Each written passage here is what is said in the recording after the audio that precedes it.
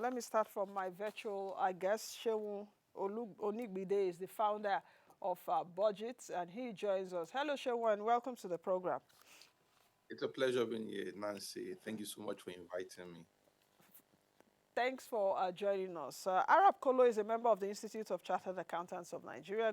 Good morning, Mr. Kolo, and thank you for joining us. Dr. Ibrahim Dauda is the President Visionary Entrepreneur at Platinum Vault Group. Welcome to the program. Thank you. So it's all men's house today. So, all right, Shehu, let me get started with you as a founder of the organization that normally tracks our national budget as well as what states are doing in terms of, public financial transparency and efficiency. President Bola Ahmed Tinubu has presented his first budget as president. In fact, exactly 6 months and into his presidency. What is your overall view of what you saw yesterday?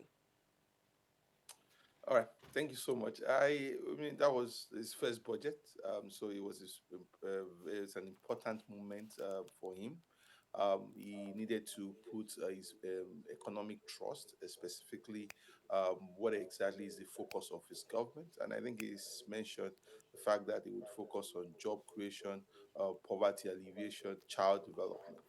And also, it was clear, in some sort of way that we needed to rationalize our expenditure in a way. So, if you look at the budget, you will see that even though it had grown over by 4 trillion naira compared to the last year's budget, in a way, it's clear that this government wants to focus on the fundamentals again. There was big conversation on the fact that we need to reduce the cost of borrowing. There were big conversations in there around also the fact that there has to be some harmony between what is happening from the fiscal and the monetary side of things. So it's clear that this, to me, to compare to the last government, is a government that wants to focus on the fundamentals. And those fundamentals are the fact that we cannot continue on this binge borrowing, which is going to be inimical for the country. We need a whole lot of value for money.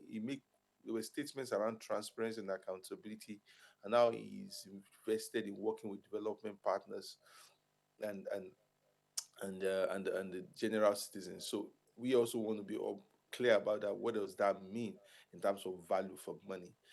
I still see some of the assumptions are still wild. For example, if you look at that budget, it's 27 trillion, 9 trillion out of it is deficit. It definitely means around 18 trillion will be revenue. So I don't know where the federal government wants to find 18 trillion naira revenue. Is on track to get at least 10 trillion naira this year. So maybe they want to push hard with the Taiwo Idele Committee and also with the Zach Adedeji-led FIRS to get revenue by all means. But I know that it's clear that they want to focus on the fundamentals, that we should spend what we earn.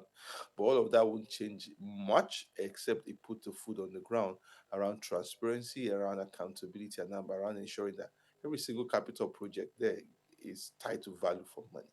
Okay, let's come back here to the studio and let me speak with Dr. Dauda.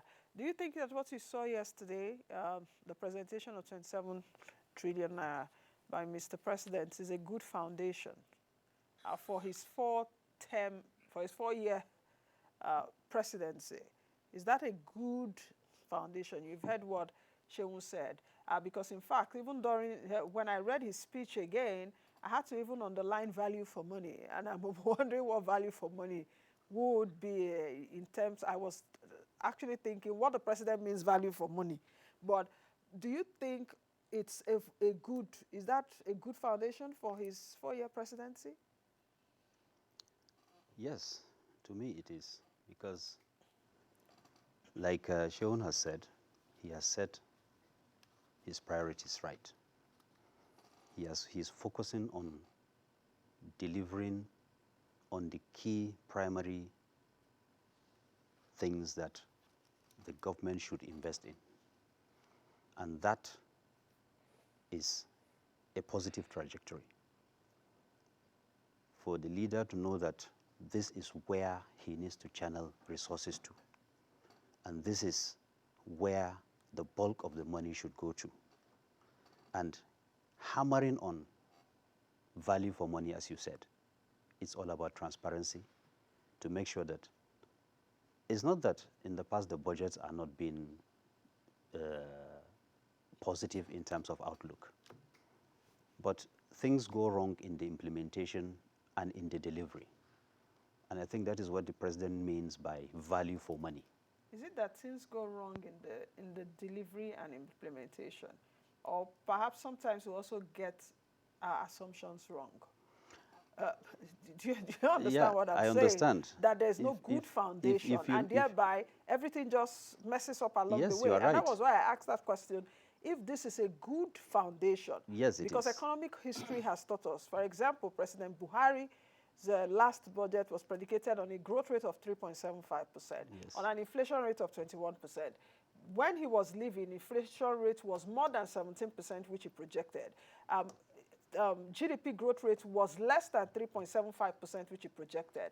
We are hovering around the 2.4% average growth rate taken from first quarter to third quarter. Yes. So why I asked the question specifically, I chose my words and I was very introspective about that, is does it really come from good thinking? I don't know if you understand what I'm saying. Understand. Yes. I understand. Do we really think well? Are we really well articulated? When we are putting all of this together, we're just like, let's just be excited about something. There's 27 trillion naira budget. Let's get revenue of 8 trillion. Let's do this. And we're just excited to just put things out there. If you look at the principle of public finance management, yes, it is about, it starts from the policy, from the vision. It starts from there. How you encapsulate your policy based on your national planning processes, tying it to the roadmap of development of the country, the vision of the leadership, and the key ingredients that makes up the entire planning structure of the budgetary system. Now, that produces the budget based on the individual MDAs and the vision of the leadership on where the money is going to, depending on the reality of the economic situation, not only in Nigeria, but in Africa and the world. Because there are factors, internal and external, that affect conceptualization of budget processes, process of implementation and delivery. Some of these are things that, for example, during the COVID period, there are things that you have no control over. When you have disruption of production of oil, of crude oil, they are not things you plan for.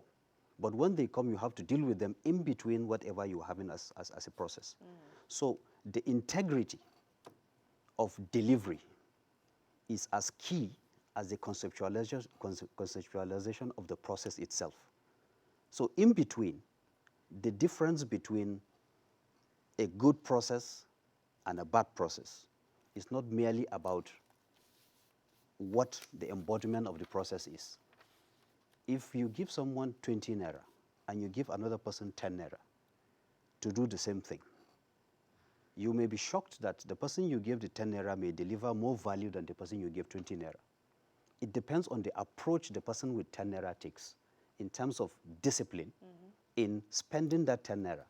So public finance management is all about the integrity of the process and what the leadership is willing to do to safeguard that particular transparency and integrity, to make sure that the little that is put in the process is properly expended in such a way that the populace or the people of the country will see the value in real terms. Let me come to Mr. Kolo, because I know that you retired in November last year as the Director of Finance and Account at GIFMIS, that's GIFMIS, which is Government Integrated, it's too long, Government Integrated Financial and Management Information System, which is, I think, in the Office of the Accountant General of the Federation. Yes. So GIFMIS is about public resource management. And you are here today based on that, on that portfolio which you had. What would you say about public resource management? Now, we take a look at 27 trillion naira, which the president has proposed. It may be reduced, it may also be jacked up. It may also remain steady. It depends on what the National Assembly thinks. In terms of what you've seen the president itemize, do you think that he will be able to achieve prudent resource management, bearing in mind the challenges which he attributed to yesterday and the resources that will be available to him. Thank you for having me. As my colleague just rightly put it, the first thing is the policy direction of government. The policy direction, as you may be aware, start with our development agenda. Before we have Vision 2010, later 2025, now fast track to 2035. And also, as part of the policy, the first thing the government did to assure itself that it is in track was the fact that they have medium-term expenditure framework, which is drawn from a long-term development agenda, which is hazy. So you need to cascade it to a manageable level. So we have medium-term expenditure framework, medium-term revenue framework, and medium-term sector strategy. All these are designed not for any other thing, but to assure government that the programs are running the way they are designed. And by the end of the development horizon, ideally, we are supposed to be where we wanted to be. And secondly, Mr. President did something wonderful, the appointment of the former NPA MD to coordinate performance, because performance contract has been signed with respective ministries, departments, and agencies by their honorable ministers and director generals. So all these are geared toward assuring ourselves that government policies are carried out to the letter for the benefit of Nigeria and Nigerians. Coming back to GMIS, which is the technology now that ensures this is achieved. GMIS is also government integrated financial management information, is the platform that's supposed to electronically monitor budget preparation, budget execution, accounting, reporting on an online, real-time, web-based, budget-based. This is what GMIS does. But how can GMIS, a technology, simple technology, give you that? You may be surprised that the Accountant General in Sweden, as part of his mandate to ensure that things are done properly, he has come up with a chart of account, which has foreseen the need for us to have an accounting arrangement such that you can hold individual ministries, departments, and agencies for their specific roles, and if at various levels also, the chart account under the admin segment assures chief executives to assign responsibility up to department, and the technology will help you cascade activities of individuals up to department. This is what the technology does via the National Chart of Account. How successful has it been?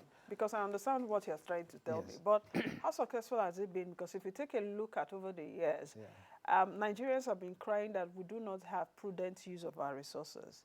Technology is an enabler, and I'm glad that we have Oluseun Onigbinde on this, because they've also used technology to assist them in their work. So technology is an enabler. How has that helped, and how do you think it will help presidents this time? It assists, Mr. President, because the availability of the technology helps you to track down individuals' activity up to department.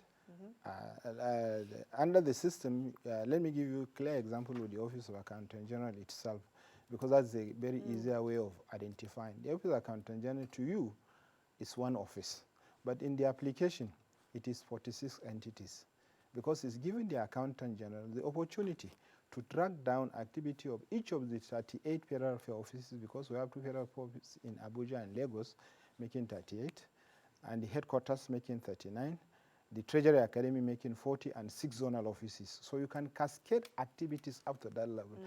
All what we need is political will on part of those in leadership to use the technology as designed. And further to that, in line with our wish for transparency and accountability, the application has also come up with what we call, the transparency open treasury portal, where every activity of government as executed is published on daily basis. So I imagine Nigerians at this point to be aware that their government is open for transparency, and is signatory to Open Government Partnership Initiative, where every activity of government supposed to be known to Nigerians, and each of these activities are in the respective website of those ministries, departments, and agencies. But for the transparency, it is a separate portal where you get your budget execution report, your treasury report, your, your budget performance report. All these are published on daily basis. Okay, let me bring in Shehu here. Shehu, I guess that you've been hearing what Mr. Kolo has been saying in terms of GIF meets, in terms of open government partnership. I guess, of course, you should know all that because you go searching for information on things like this. Yes, you know. So what do you think about our public financial management? Of course, there are experts here to talk about that. And the other part of my question also is around the assumptions of Mr. President. I predicated it earlier. If we take a look at where, okay, let me even take it from Jonathan, for example, because even yesterday we talked about 27 trillion naira. This is the highest in history. And it's always there, it's known that every year we jack up our national budget, which is always record breaking. But at the end of the day, we seemingly don't get value for money, as it were. President Jonathan left in 2015 with a budget of 4.5 trillion naira, 4.45 trillion naira. That was what he signed in 2015. President Buhari left with 21 trillion naira. President Tinubu is starting with 27 trillion naira. You can argue in dollar terms that, of course, it's gone down because if you check out our pairs, South Africa, for example, is doing a budget of $132 billion. 27 trillion naira is about 33, $34 billion. Algeria is doing about over $95 billion. And we are the biggest economy on the African continent. So you can argue that I'm giving you this, background so that you can flesh up your response around that. So the myth about perhaps Nigeria being a rich country is also the rich country with poor people. And also talking about the assumptions that we have.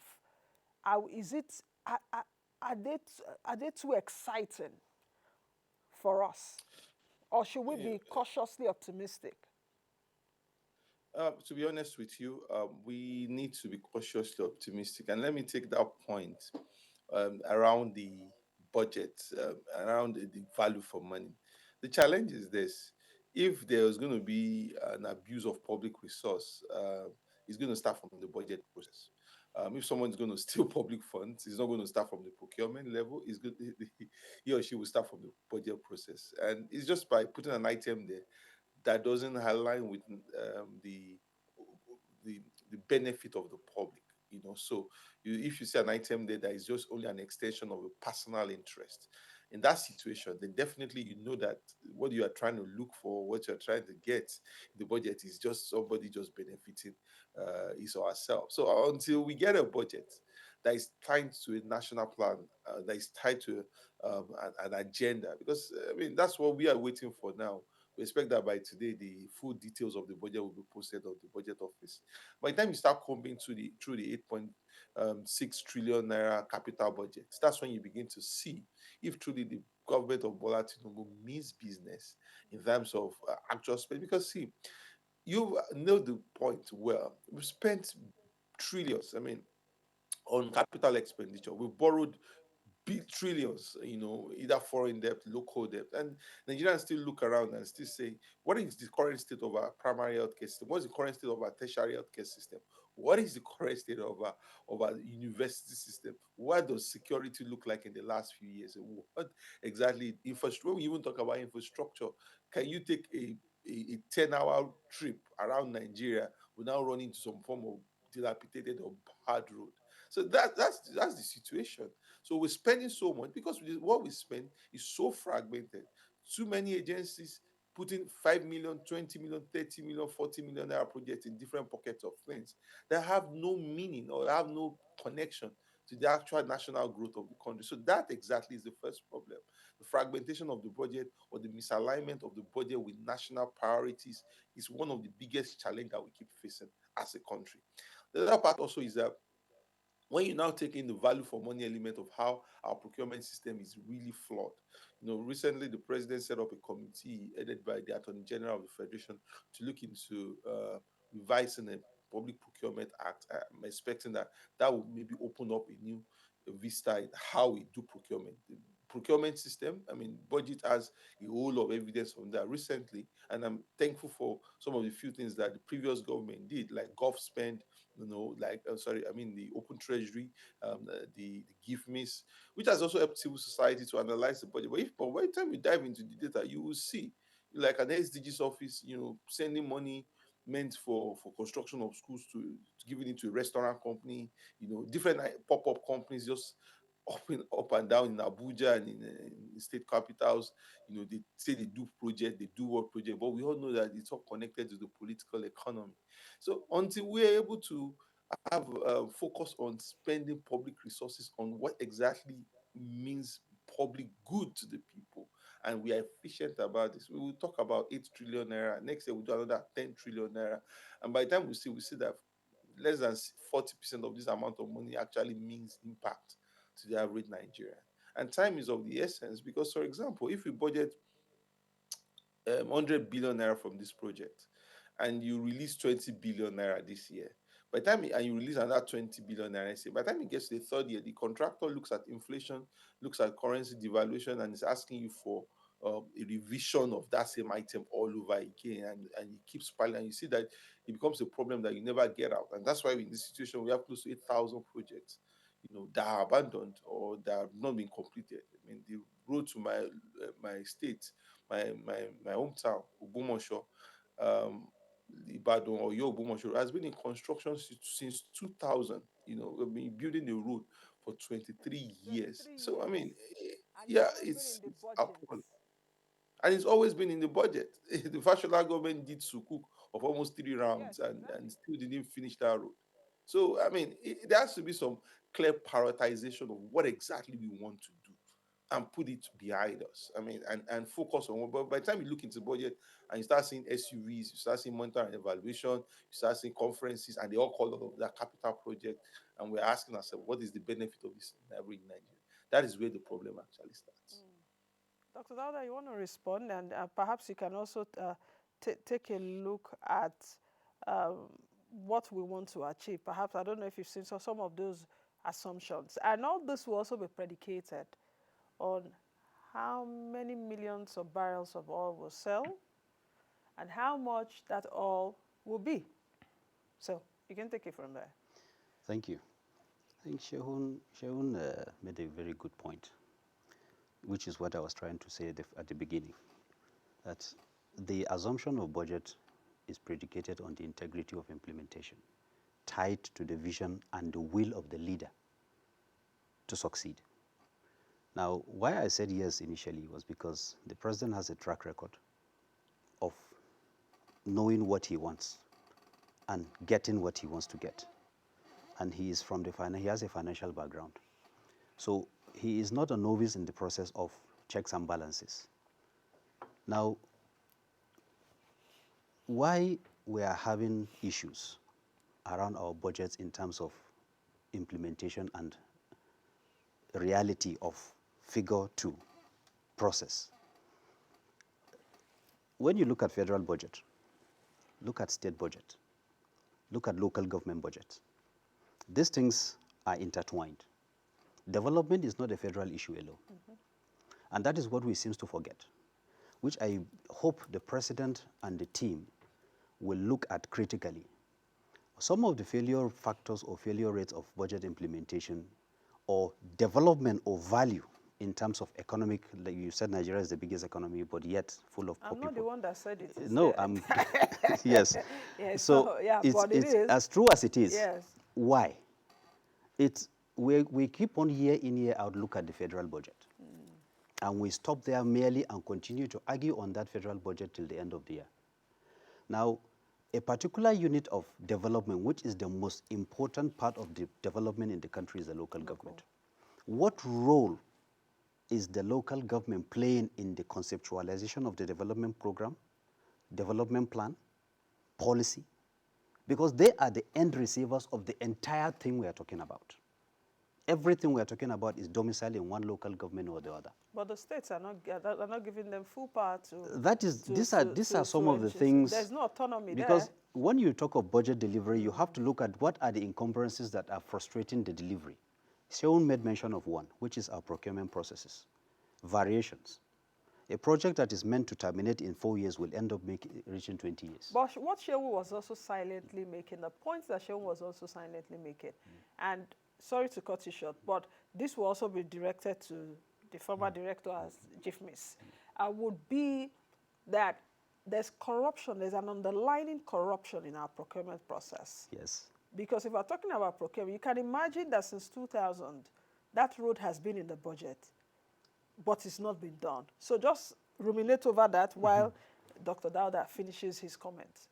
Partly, we have to, the policy system, the planning office of the budget ministry need to have a kind of a realignment. The president needs to sit with governors and the National Assembly, because this is something that is very, very important, very important. If we don't address this issue, we will talk about budget implementation and gaps forever. Local governments have to be brought in. They have to be part of the design and planning of the processes. Okay, you are voting X trillion to education. Which institution of government will implement it? UBEC, TED Fund. These are federal agencies. Yeah, agencies. They will disburse these funds to who? States and federal institutions. And when they go to states, they are going to state primary education board, state SUBEB, and the rest of them. Yeah. Once it gets there, it is no more in control of the federal system. The state government takes control of those funds. Now, the president has no power over that fund, but he will take the blame for the failure of that fund. But he has no control of the implementation. Now, these are some of the things that the system have to come out the way to check if we are truly serious about budget implementation and success rate of delivery. Okay. Mr. Kolo. Thank you. Let me build on what my colleagues have just mentioned. Yes, there are challenges in procurement, there are challenges all over. But the greatest challenge in budget implementation, to my mind, is the inability of those who are saddled with the responsibility of this policy when they are coming up with their annual budget to first think and remember that they are working on a development agenda which promises Nigeria to be among the 20 most industrialized nations by year X. If the budget is that development agenda still there? It's still there. It has now been fast forwarded to 2050. No, 20, we have Agenda 2050 now. Yeah, okay. Are you talking of SDGs? This is the greatest challenge in the budget. If we are looking at, because mind you, the budget is predicated on condition that you are presented to the National Assembly your activities for previous year, your performance score for the 6 months of the current year, and you're also presenting a projection for the next year and 3 years thereafter. All this is designed for you to see clearly what you have done, what needs to be done, because the gap has already been established. Process of filling the gap is what is now we refer to as the budget. So therefore, if methodically we're actually implementing the budget based on this, and our budget is not the wish and thinking of individuals, but what the president thinks Nigeria need to do to become great in the years to come, then if we are focused like that, the issue of projects lingering for years would not even arise in the first instance. But because we are not focused, we always forget that there was an activity we did previous year, which we need to build on and deliver it at a certain time. That continuum is what is lacking. So this is the greatest dilemma the nation is facing. Once this is not addressed, even if you give them the whole money, do everything, you will continue having abandoned project, because whoever comes, he comes with his own thinking. He has forgotten that he was hired to play a role. So what I hear you say is that whosoever is the leader Yeah. should work within the tenets of what Nigeria's development agenda Agenda supposed is. to be exactly. You want to get your children out of school. You want to get your children out of the street back to the schools. School. You must build schools. You must raise human capital. You must train your teachers. You must have what it Precisely. takes to do that. Yes. You want to have an economy that is double digit. You must be able to expand how the economy is, creates an enabling environment for jobs. That is what I'm hearing you say. Yes. So that any president that comes will just key in. No matter ideally. what the singular vision of that leader is. Yes. Should be So it has to be done consistently. and not them having silo visions. Silo visions, precisely. And parallel to also, to his fear that the state and local government shouldn't be left out. The federal government did something spectacular under the SIFTAS program, State SIFTAS, Financial Transparency and Accountability and Sustainability Program. And the federal government literally mentored states to imbibe this good culture of. I think they were assisted by the World Bank too. Yeah, but the World Bank assisted in the implementation, but the funding was from federal government. Government borrowed $1.5 billion and now staggered the payment. Each state was to draw down $18.1 million as a grant. But they had to do some certain things to get that money. Your budget must be published. Your budget must be online. Enterprise must be online. Your financial statement need to be ready before 30th of June in line with your fiscal responsibility account. All this has been designed. And also the long vision was also in 3 chapters. We have what the federal government is supposed to do, state and local government. You can see that in terms of planning and in terms of concept, Nigeria is in right pedestal to develop, to deliver development. And usually in government, what drives government is cost-benefit analysis. You have a project to finance costing 1 billion naira, and you have 2 communities. They all need that. The only way you can prioritize one over the other is which one is a larger community, so that you relieve them of the burden, while next budget you go to the less privileged one. And the issue of value for money is already imbibed because you have already taken a stand that this is what you want the nation to be. Okay. So this is where we are. Sure, well, let me come back to you, and I would ask my team that we should put that card of the highlights of the 2024 budget proposal on, and let's take a look at it again. Economy is expected to grow 3.76%. Inflation to moderate at 21.4%. Aggregate expenditure of 27 trillion naira. Of course, we've talked about that before. All production of 1.78. Projected debt service is 45% of the expected total revenue. New borrowings of 7.83 billion. The president says he will prioritize defense, interior security. He also mentioned coordination of monetary, fiscal, and trade policy. So, Shenwa, I would like you to take any that really comes out for you this morning. Anyone on that screen that you would really like to comment on? Of course, during my prologue at the beginning, I did speak of a few of my concerns. But what are those things concerning you right now on that card you're seeing? And what perhaps gives you hope? The president says this is a budget of renewed hope. Make we all get hope. Hope is it was Diana Ross that sang, "Hope is an open window." You know, so. And if you look at those assumptions, if you are grounded in reality, for example, the inflation at 21%, is very clear that the presidency understands that inflation is a very, very stubborn element. It doesn't get out. You don't get out of it quickly. So we might still be stuck in this inflationary environment for a while. And so I see 21% as something realistic. I would have loved us to push heavily much more on oil production, considering that we could do around 2 million barrels if we really push ourselves hard about that. And also because we have Mr. Dangote that's built a refinery in the country that requires around 600,000 barrels per day. And even if he gets 2/3 of that, that will get him going. And we're yet to even to be able to supply that facility. So we will have been able to even ramp up production. And let's remind ourselves that domestic crude refinery are not covered under OPEC cuts. So we could even do 2 million barrels and we still don't have to cut anything in terms of our reports to OPEC. So I believe that we could have done much more in that regard. I think the oil price at $77 per barrel is highly optimistic, even though I know we are in a high price environment, but we also are aware about the volatility of this market. It could go lower before you blink an eye. It's over at around 81, $82 per barrel recently, and I think we're due for an OPEC meeting, and even if not today, to look into, for some reviews of oil production levels so across the world. So, in some sort of way, I feel it's grounded in reality. I feel it's a little bit optimistic, but especially on the oil production, I wanted to push harder. Where we will look at heavily on the budget this year will be on, especially on two angles. One is the tax revenues, and secondly would be on the independent revenue agencies. I think that's where we will be observing, because it's very, very clear that tax revenues, the government wants to put this trust on taxes, and he has a committee that's looking at the fiscal reforms and what it needs to be done.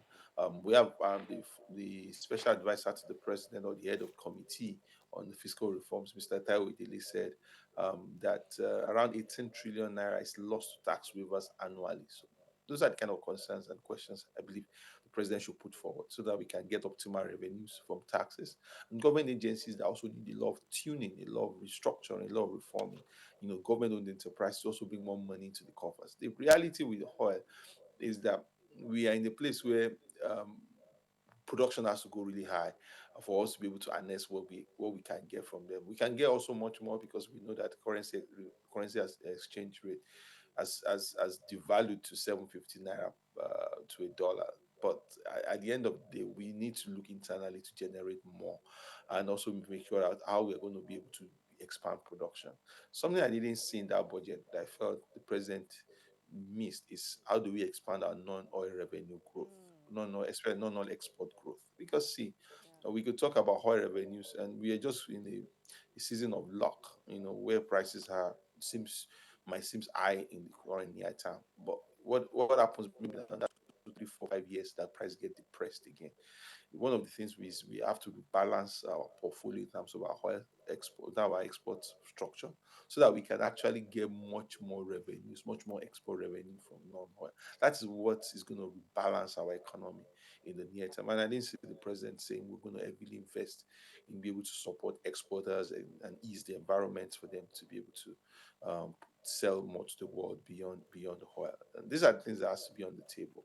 Gas is also something that I didn't see enough of that. There has to be big conversation. I know there was an agreement with Germany, but this is also the time for us to ramp up the gas environment, because we have hydrocarbons that are running out of time. Another maybe 10 to 15 years, definitely energy demands related to hydrocarbon is projected to significantly reduce. So if this is the window for us to be able to harness the opportunities, then we should go fully for it, in my own view. Okay, Dr. Dauda, the same questions. What are your concerns and hope concerning this, what the president has said?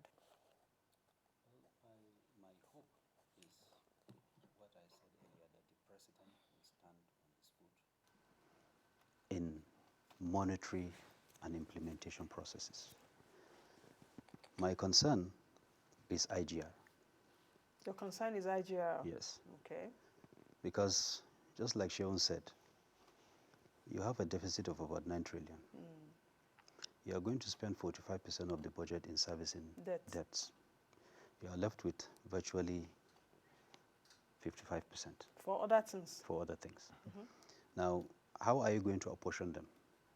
Like you said, why do we have spillovers of abandoned projects? Prioritization, you want to construct road, you want to build hospital, you want to do this, you want to do this. So out of the capital, you will need, let's say, 3 trillion to build roads. Then you have 6 trillion for capital. Then you vote 1 trillion for roads. There's no miracle. We have a capital expenditure for this 2025, 8.7 trillion. So, out of the 27 trillion. So how much do you need for roads? Between roads, security, health, and other infrastructure support system that relies on the capital. So if you spread this capital to satisfy all the needs of the MDAs based on the budget requirements, it will end up being a drop in the ocean. And that contributes to the abandonment of projects. So internally generated revenue and boosting our export percentage value relative to imports, the president should focus on that. And security, because everything we are talking about, investors will be concerned about the internal security. Export, you are talking of mining, agri, non-oil sector. They are mostly production-based processes that hinders on. That is partly what is affecting the crude oil production. Investors are, not too inclined to come in because of fear of what is happening in that region. In the north, there are companies that have closed up close by here in Kaduna, in Jigawa, because their expatriates are being kidnapped. They've invested billions that would have added to the value of the FX, locally generated FX, in terms of raising our percentage ratio of what will bring the Naira down to the dollar value. So the president should refocus his attention on, he has taken steps already, which is a good step in the right direction by, perusing the IGR base, using the FIRS, but they should expand the net. Okay. Okay, we just have about 2 minutes to end the show. Yes, it's time. So it's time. So, Mr. Kolo, speak to me about, what's on your mind? Given the time constraint, Yes. I would now like to repeat, and I wouldn't have said it better, but I spent greater part of my career developing processes and procedure for government work to be done in such a way and manner that services are delivered to the masses effectively. And hinging on Fiscal Responsibility Act, I hope I am correct in my quoting to Section 28, it calls for monitoring of the budget. Because now we are talking of about 10 trillion deficit. If his sphere of revenue fell short of expectation in the first quarter, the Act required the Honourable Minister of Finance to restrict spending. That will put everyone on inquiry. Those revenue generating agencies which promised Mr. President bring this much to the table, now they are on the spot to answer why the revenue could not be brought. By the first quarter, we are expecting, let's say it's 10 naira, 2 naira 50 kobo, and now they only generate 1 naira, which means the deficit has increased beyond what has been approved. Budget cannot be implemented. Therefore, the acts expect minister to restrict spending going forward, take steps to correct the revenue deficit so that on the whole, revenue can be realized. If revenue is not realized, the budget cannot be implemented. And this act also expects the minister to do constant monitoring of revenue. If the revenue is met finally, she can restore spending. This is in your act. And that's what inform also our now coming up with cash, bottom-up cash planning. You ask for cash when you are ready for payment. That leaves, and that's the beauty of Treasury single account. The money is in the same fort. So those who have the need for the cash, for job has already been done in one financial regulation, they can now access and be paid off. Okay, I think so many things, of course, to talk about when it comes to this budget, because it opens up a lot of even dysfunctions that we have that we really need to tie those loose ends. But I want to say thank you very much for coming. When you were talking about agencies should be given targets because they'll have to raise more revenue, what's coming to my mind is that Nigerians should raise up next year. Those agencies that are tasked with raising revenue, certainly, now they will raise the revenue, So you should know the agencies I'm talking about, FIRS and some other revenue generating agencies. Because they voluntarily presented to me, this is what we can bring. This was what we can bring. And the maximum was what we now the government feels strong to go ahead. We have to go. To top up, Is Shehu still there? Thank you very much, Shehu. Can I see your face and say also thank you? Shehu, thank you very much. But we'll discuss this again because, of course, the organization which you founded and which you had, talking about issues such as this. So we'll find another time to discuss this again. Thank you very much, gentlemen. I hope I survived 3 of you.